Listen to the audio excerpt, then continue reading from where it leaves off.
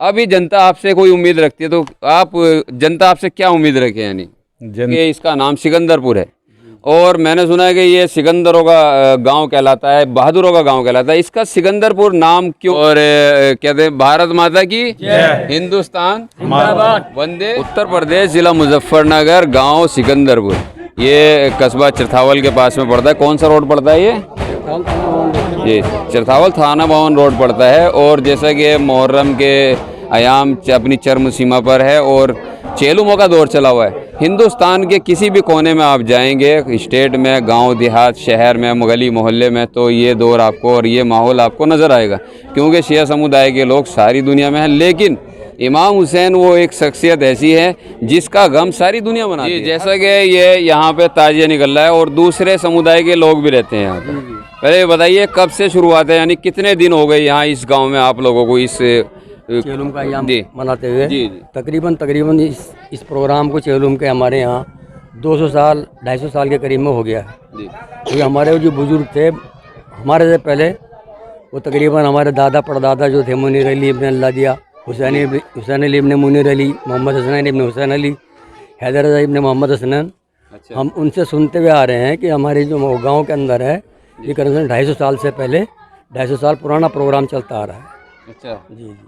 अच्छा, यहाँ हमने देखा है कि दूसरे समुदाय के लोग भी हैं, यानी दूसरे फिरके के, दूसरी कौम के लोग भी हैं, उनसे आपका कैसा रिलेशन है? वैसे तो मौजूद है, हमारे पाल समाज मौजूद है। अच्छा, हमारे रमेश भाई हैं, नरेश भाई हैं, बालेश्वर त्यागी हैं, भाईचारे से रहते हैं जी, बहुत अच्छे तरीके से। नाम बताओ पहले अपना। क्या नाम है आपका? रमेश चंद। यहीं के निवासी? हाँ, यहीं के निवासी, ये मकान। तो ये जो रात में टाइम बे टाइम अपना ये जुलूस निकालते हैं, ताजिया निकालते हैं, इतनी आवाज़ें आती हैं, आपको कोई भी परेशानी नहीं होती? कोई दिक्कत नहीं होती, हम लोग देखने के लिए भी जाते हैं। अच्छा, देखने के लिए? हाँ, देखने के लिए जाते हैं। देखने से क्या आपको प्रेरणा मिलती है, क्या इसको सीख मिलती है? बस जैसे मजहब के बारे में बोलते हैं भाई, हमें अपने दीन इस्लाम पे किस तरीके से रहना चाहिए, अच्छाई बुराई के बारे में जानकारी होती है। अच्छा अच्छा, ऐसा नहीं लगता जैसे खून वून निकालते हैं, छुरियाँ चलाते हैं? नहीं, मत ऐसा कुछ देखो, मत ये इनका मजहब है, मत इन्हें अपना अधिकार है चेलुम का, मुहर्रम का, जैसे मत हमें ना तो कोई दिक्कत होती, हम सब कंधे से कंधा मिल करके चलते हैं इनके साथ। ये गम मनाते हैं, खुशी क्या चीज़ है मतलब? नहीं, अब तो गम का है, गम का दिन, अब तो गम का चल रहा है। बहुत अच्छी बात है। अगर जैसे आप लोगों का यह त्यौहार होता है तो उसके कैसे सहयोग रहता है इन लोगों का? ये मुस्लिम समुदाय के लोग जो कुछ भी हमसे ये सहयोग मांगते हैं वो अब तैयार मिलता है ना। अच्छा, जो हमारे नए बच्चे हैं, जैसे नफ़रतों की हवाएं फैली हुई हैं, चारों तरफ नफ़रत है, कट्टरपंथा, कोई भी है, मुस्लिम है, हिंदू है, ये बहुत ज़्यादा, मैं शहर से आया हूँ तो वहाँ तो बहुत ज़्यादा रहती है। यहाँ के लोग कैसे? हमारे यहाँ से कोई ऐसा आज तक ना कोई झगड़ा फिसाद हुआ, कुछ नहीं हुआ आज तक। मतलब कर्फ्यू जैसे हालात भी रहे, लेकिन यहाँ सब सामान्य हालात रहे। या क्या संदेश देना चाहेंगे अपने नए जवान बच्चों को? नहीं, यही भाईचारे से रहना चाहिए, प्रेम मोहब्बत से रहना चाहिए। ठीक है जी। आपका क्या संदेश है भाईचारे के?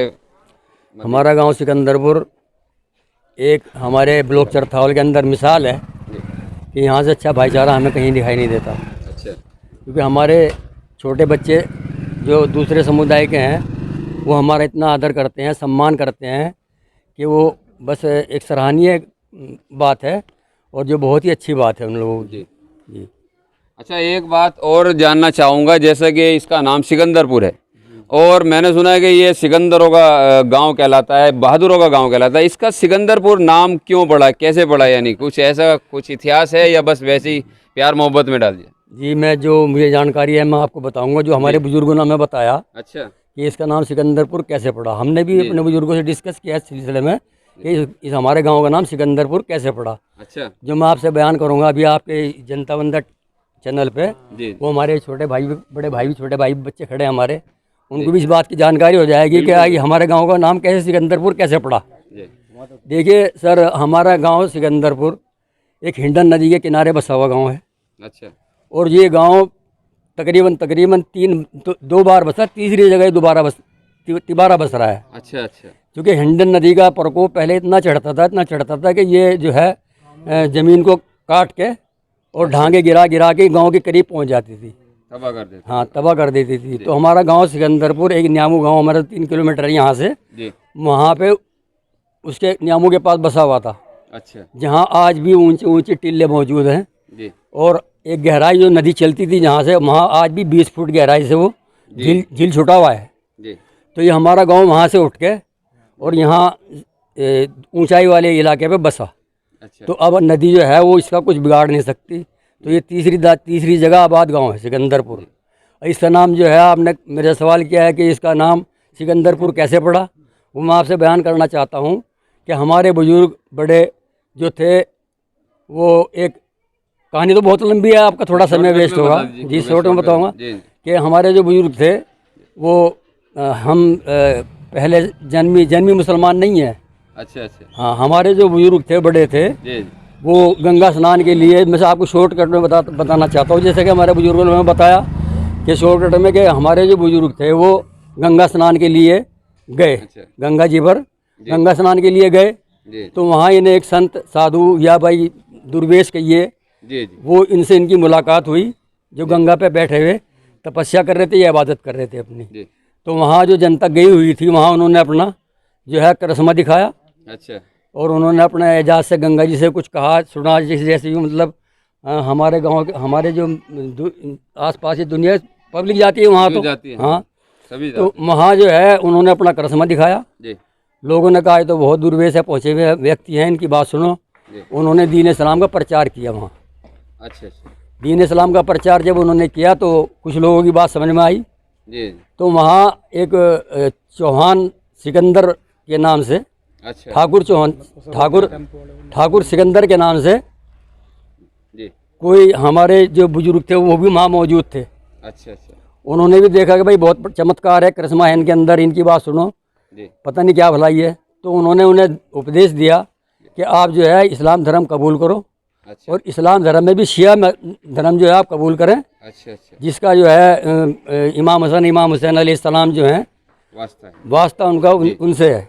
तो हमने संबंध है जी उन्होंने अपना वापसी आने के बाद, वापसी आने से पहले उनसे सवाल किया कि दुर्वेश जी हमें ये बताइएगा जब हम अपने घर जाएंगे तो लोग हमें क्या कहेंगे, हमारी बिरादरी है हाँ कि भाई ये तो जो है मुसलमान हो गए, अच्छा इन्हें मारो काटो भगाओ यहाँ से, क्या करना है इनका। तो फिर हमने क्या जवाब देंगे, कहने लगा आप अगर सच्चे दिल से इस्लाम आपने कबूल किया है, धर्म चेंज किया है, तो आप जो है इसको जो है मत जाओ अपने घर। जी कि क्या क्या करें सर, कि हमने तुम्हें एक नाम, दो नाम दिए, इमाम हसन और इमाम हुसैन, जी आप उनके नाम से भिक्षा कह लीजिए या दान पुण्य कह लीजिए, जी तो आप उनके नाम से मांगिए, कहिए कि हमें भाई उनके नाम पे दो, उनके नाम पे दी हम आज परेशान हैं, उनके नाम पे हमें दीजिए, इमाम हुसैन के नाम पे। जी तो लोगों ने उन्हें जो है दान दक्षिणा शुरू कर दिया, उन्होंने खर्चा पानी निकालने के लिए शुरू कर दिया।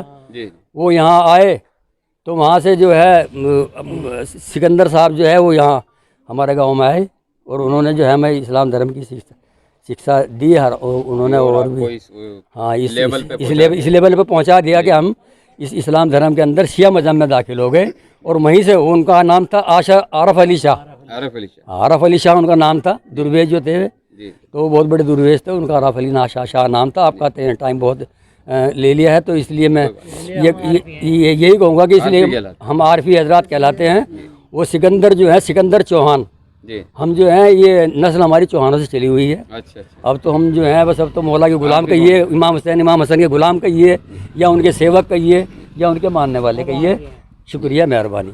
देखिए, कहते हैं कि गांव का प्रधान जो होता है वो एक पिता के समान होता है, जनता का पिता होता है, क्योंकि उसकी सारी जनता उसके एक सरपरस्ती में काम करती है और सरपरस्ती में उसको एक तरह से आशा रखती है, उम्मीद रखती है। तो हमारे साथ में गांव के जो पूर्व प्रधान हैं वो भी मौजूद हैं और जो करंटली प्रधान है वो भी मौजूद हैं। इनकी सेवाएं क्या रही हैं और इनकी सेवाएं अब क्या चल रही हैं और जनता इनसे क्या उम्मीद रखे आने वाले टाइम में, वही बात करेंगे। अच्छा, आप लोगों की जो है वो सेवक कोई ऐसी कौन सी सेवा है जो पब्लिक यानी जनता याद करती हो?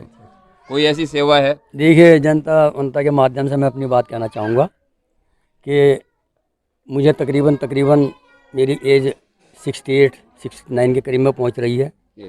और मैंने जो है हाई स्कूल करने के बाद में मेरे ग्रैंडफादर डॉक्टर हुसैन अली, जो एक पेशे से डॉक्टर थे, बहुत अच्छे सर्जन थे, मिलिट्री टाइम में जो है वो फोर्स में डॉक्टर रहे। अच्छा अच्छा। तो उन्होंने रिटायरमेंट के बाद में यहाँ अपना ये चरथाल में क्लिनिक खोल लिया, जहाँ हम पढ़ते थे 6th क्लास में जय हिंद इंटर कॉलेज में। वहीं से हमने उनके साथ लग के काम सीख लिया। सर्जन थे बहुत अच्छे, जिसके उन्हीं के माध्यम से हमने भी अपनी प्रैक्टिस शुरू की, चेरा फाड़ी की, जर्रा टाइप। तो आज हम उसी सेवा को करते आ रहे हैं। देखिए ये एक जर्रा टाइप जो सेवा है, ये बहुत बड़ी सेवा है, क्योंकि आदमी जो डॉक्टर होते हैं वो इंजेक्शन लगाया कुर्सी पे बैठ के, ठीक है, लेकिन जर्रा का काम एक ऐसा काम है कि पेशेंट के कराहट भी सुननी पड़ती है। पेशेंट के क्रम्स जो हो जाते हैं फोड़े फुंसियों के अंदर या कहीं इंफेक्शन के अंदर, उसे भी निकालना पड़ता है, तो उससे कराहियत बहुत होती है। लेकिन हमने कभी सेवा के भाव से उनकी सेवा की है और ये कभी नहीं महसूस किया कि हम कराहियत करें या उनसे अलग हटें। तो उसके बाद में फिर मैं सन 89-90 में प्रधान हुआ। प्रधान होने के बाद में कोई बात नहीं, इन लोगों ने, हमारे पूरे गांव के लोगों ने हमें इतना प्यार दिया। मेरी 28 साल एज थी, तो 28 साल की एज में मेरे पे विपक्ष ने आरोप लगा दिया कि इनकी एज तो कम है, लिहाजा इनका पर्चा कैंसिल कर दिया जाए। अच्छा। तो ये जो मेरे भाई पाल समाज के लोग हैं और बहुत सारे लोग हैं, इन्होंने बहुत ही सहयोग मेरा किया और इन्होंने SDM साहब से, BDO साहब से, DM साहब से कहा कि इनकी एज जो है वो 27 नहीं है, इनकी एज तो है जो 28 से फालतू है, हम इसकी जिम्मेदारी लेते हैं। तो फिर मैंने डॉक्टर कराई और इनके सहयोग से मैं प्रधान बना। वो प्यार हमारा आज तक चला रहा है इनके साथ में। हिंदू हो मुसलमान हो, हमारे गांव में कोई भेदभाव किसी किस्म का नहीं है, नहीं, और ये इंशाल्लाह भाईचारा बना रहेगा। चलिए बहुत अच्छा है ये तो। अच्छा, जो यहाँ के अभी प्रधान है उनसे भी बात कर लेते हैं। जी, क्या नाम बताया था? मोहम्मद रजा जी। जी। अच्छा, आपने अभी यहाँ पे एक, जब आप आए थे और पब्लिक के साथ, जनता के सामने हाथ जोड़ के उनसे एक आशा की थी कि हमें वोट दीजिए, ठीक है, तो अभी जनता आपसे कोई उम्मीद रखती है, तो आप, जनता आपसे क्या उम्मीद रखे? यानी जनता की नज़रों में जो है खरे उतर रहे हैं। हमने जो वादा किया था वो विकास का वादा किया था, विकास कर रहे। जी, जनता से पूछ लें आपके, आप पूछ लो, किसी से पूछ लो। ठीक है, आपकी तरफ से परमिशन मिल गया, किसी दिन हम आएंगे, इनसे जनता से भी पता कर लेंगे, कोई बात नहीं। अच्छा, ये जो नौजवान हैं, नई उम्र के बच्चे हैं, ज़रा सी देर में खून गर्म हो जाता है, उन्हें आप क्या संदेश देना चाहेंगे जो भाईचारा बना रहे? ऐसी तो यहाँ कोई बात नहीं है, यहाँ भाईचारा है और सबका सम्मान है हमारे यहाँ तो, और इन्हें ये लोग हमें सम्मान देते हैं।